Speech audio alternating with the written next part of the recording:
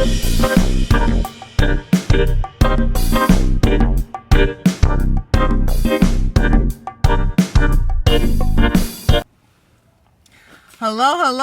and welcome.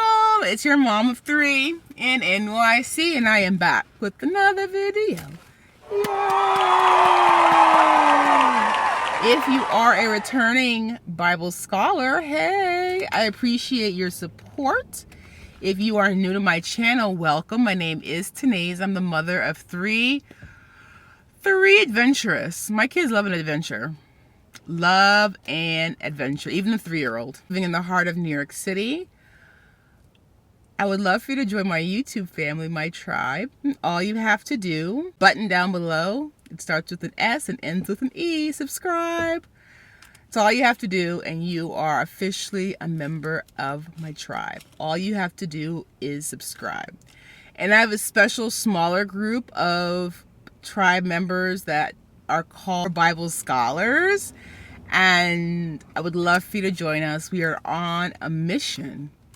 It was a journey, then an adventure, now it's a mission. We're on a mission to read through the Bible this year, and we'd love to have you join us.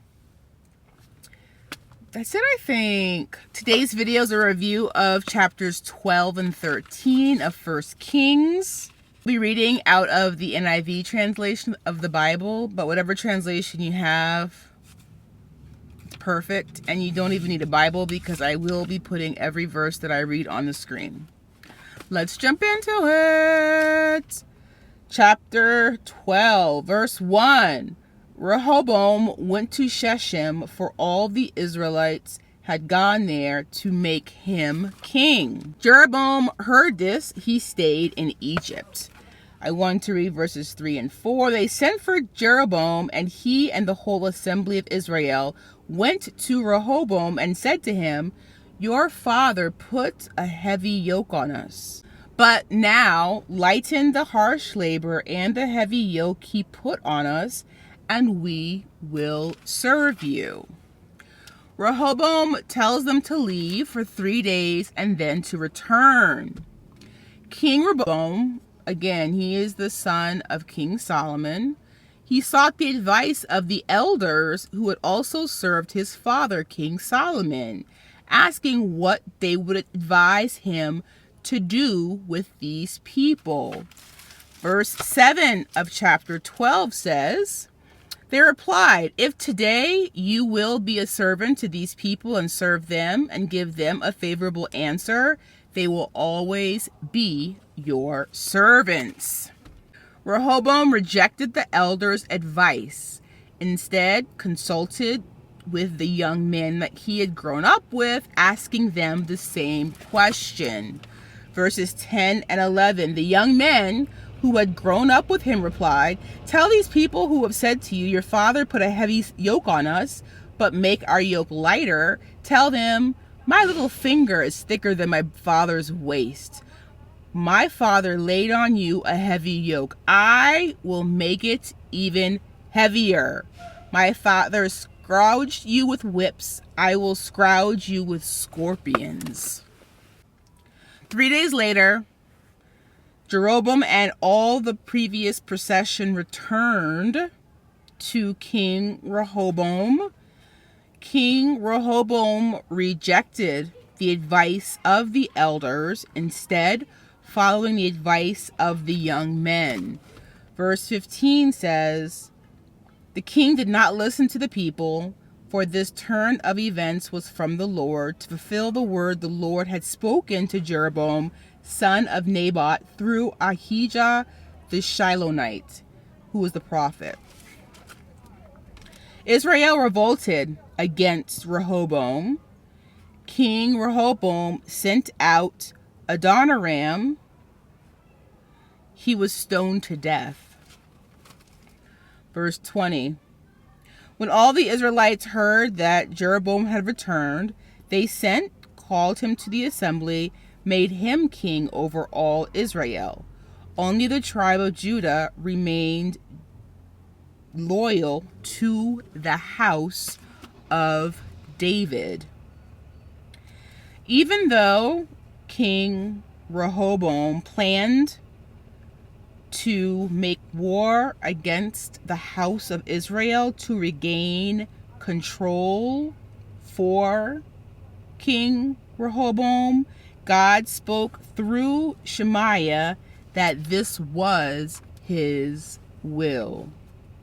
Jeroboam feared that if people offered sacrifices at the temple of the Lord in Jerusalem, they would kill him and they would return to King Rehoboam.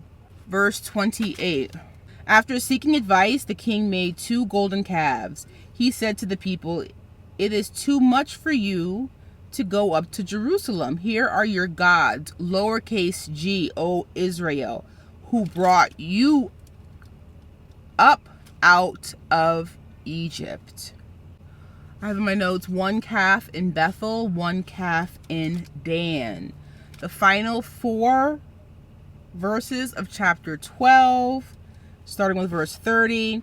This thing became a sin, making the false gods. The people went even as far as Dan to worship the one there. Jeroboam built shrines on high places and appointed priests from all sorts of people, even though they were not Levites.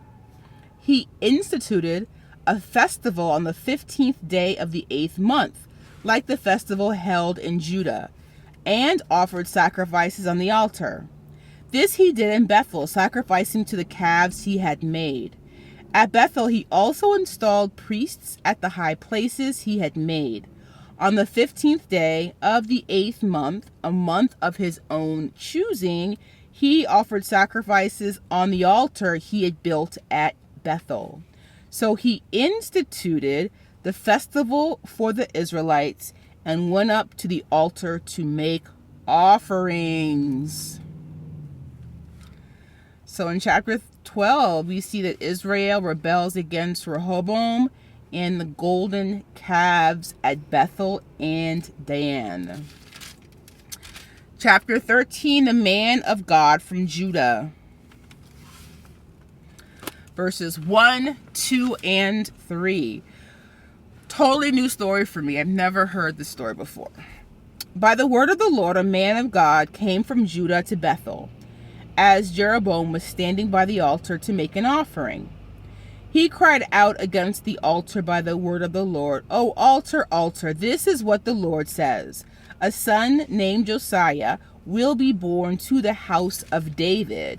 On you he will sacrifice the priests of the high places who now make offerings here. Human bones will be burned on you." That same day, the man of God gave a sign. "This is the sign the Lord has declared. The altar will be split apart. The ashes on it will be poured out." King Jeroboam heard what had been declared. He stretched his hand, yelling, "Seize him." As soon as he stretched his hand, it shriveled up. He could not pull it back. Verse 5 of chapter 13.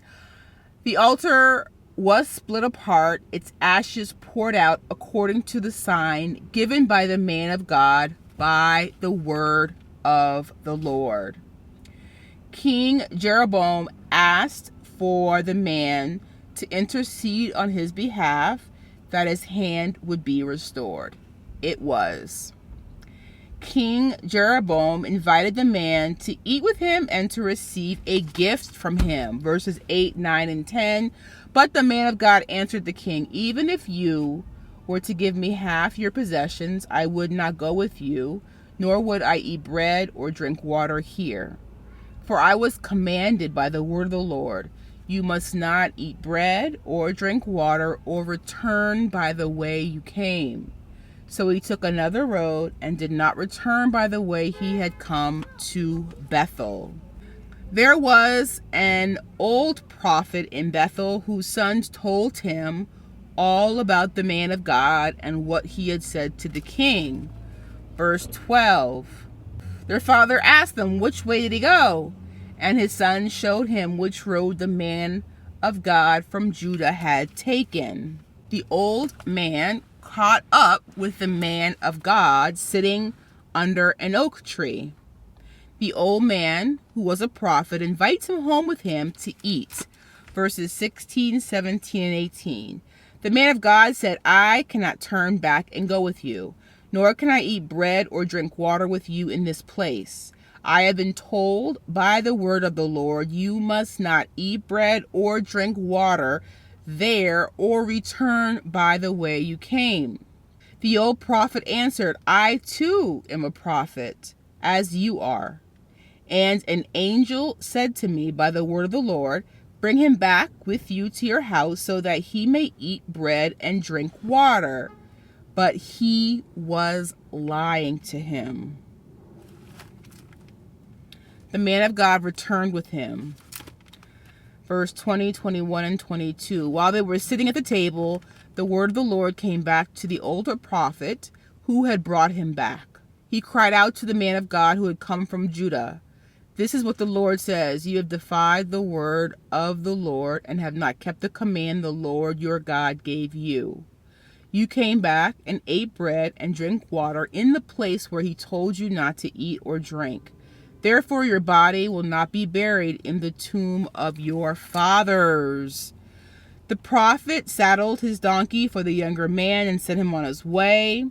A lion met him on the road and killed him. People passed by the body and the lion and reported it back to the old man. Verse 26. When the prophet who had brought him back from his journey heard of it, he said, it is the man of God who defied the word of the Lord. The Lord has given him over to the lion, which has mauled him and killed him, as the word of the Lord had warned him. He went and found the body untouched by both the lion and the donkey he had been riding. The prophet brought the body to his city to mourn and to bury him. The last two verses of chapter 13. Even after this, Jeroboam did not change his evil ways, but once more appointed priests for the high places from all sorts of people. Anyone who wanted to become a priest, he consecrated for the high places. This was the sin of the house of Jeroboam that led to its downfall and to its destruction from the face of the earth. Woo! And I was thinking about this as I was reading it, Bible scholars, and I felt bad for the man who lost his life because he was disobedient to the word of the Lord, and that this older prophet lied to him. And it just reminded me that, when God speaks to you, no matter what anyone else says, you trust God's voice and God's voice alone. Any other questions, comments, or revelations, please leave them in the comments down below. I do look forward to reviewing in our next review chapters 14 and 15. It's exciting. All right, Bible scholars, this has been amazing. Have an amazing rest of your day, and I'll see you in our next review. Bye for now.